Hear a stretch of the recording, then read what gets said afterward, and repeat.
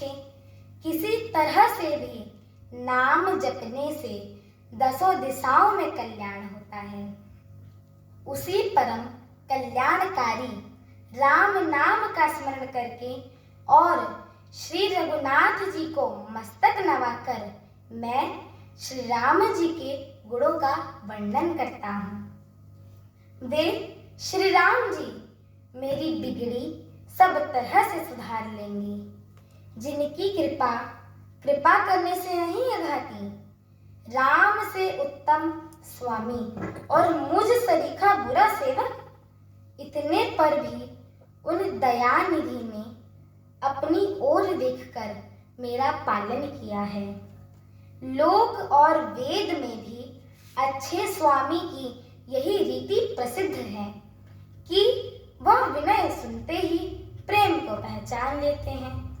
अमीर, गरीब, गंवार, नगर निवासी, पंडित, मूर्ख, बदनाम, यशस्वी, सुकवि, कुकवि, सभी नर नारी अपनी अपनी बुद्धि के अनुसार राजा की सराहना करते हैं और साधु, बुद्धिमान, सुशील, ईश्वर के अंश से उत्पन्न कृपालु राजा सबकी सुनकर और उनकी वाणी, भक्ति, विनय और चाल को पहचानकर सुंदर मीठी वाणी से सबका यथा योग्य सम्मान करते हैं।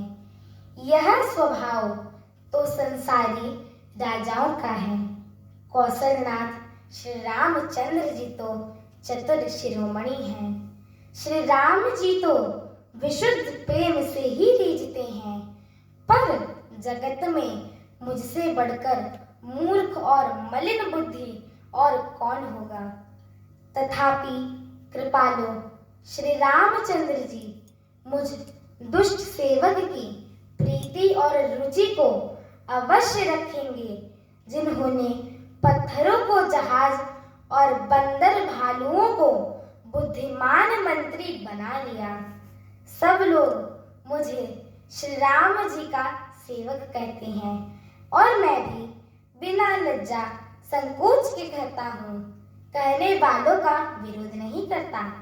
कृपालु श्री राम जी इस निंदा को सहते हैं कि श्री सीतानाथ जी जैसे स्वामी का तुलसीदास सा सेवक है। यह मेरी बहुत बड़ी ठिठाई और दोष है। मेरे पाप को सुनकर नरक ने भी नाक सिकोड़ ली है, अर्थात नरक में भी मेरे लिए दौर नहीं है। यह समझकर मुझे अपने ही कल्पित डर से डर हो रहा है, किंतु भगवान श्री रामचंद्र जी ने तो स्वप्न में भी इस पर मेरी इस ठिठाई और दोष पर ध्यान नहीं दिया है।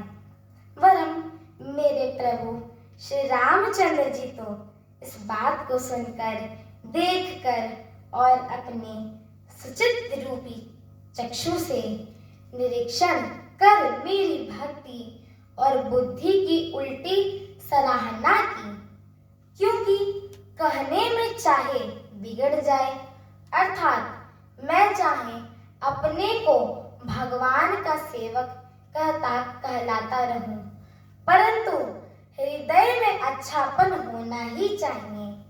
हृदय में तो अपने को उनका सेवक बनने योग्य नहीं मानकर पापी और दीन ही मानता हूँ। यह अच्छापन है। श्री रामचंद्र जी भी दास के हृदय की अच्छी स्थिति जानकर रीझ जाते हैं।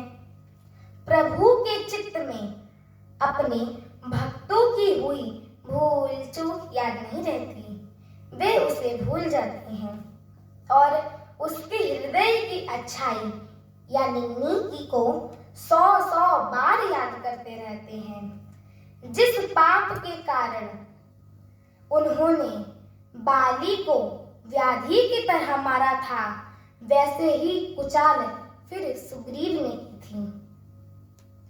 वही करनी विभीषण जी ने की थी, परंतु श्री रामचंद्र जी ने तो स्वप्न में भी उसका मन में विचार नहीं किया।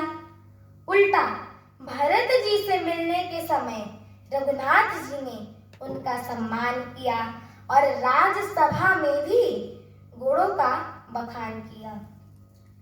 प्रभु श्री रामचंद्र जी तो वृक्ष के नीचे और बंदर डाली पर अर्थात कहाँ मर्यादा पुरुषोत्तम सच्चिदानंद परमात्मा श्री राम जी और कहाँ पेड़ों की शाखाओं पर कूदने वाले बंदर।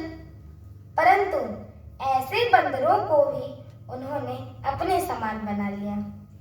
तुलसीदास जी कहते हैं कि श्री रामचंद्र जी सरीखे शील निधान स्वामी कहीं नहीं है। हे श्री राम जी, आपकी अच्छाई से सभी का भला है, अर्थात आपका कल्याणमय स्वभाव सभी का कल्याण करने वाला है। यदि यह बात सच है तो तुलसीदास का भी सदा कल्याण ही होगा।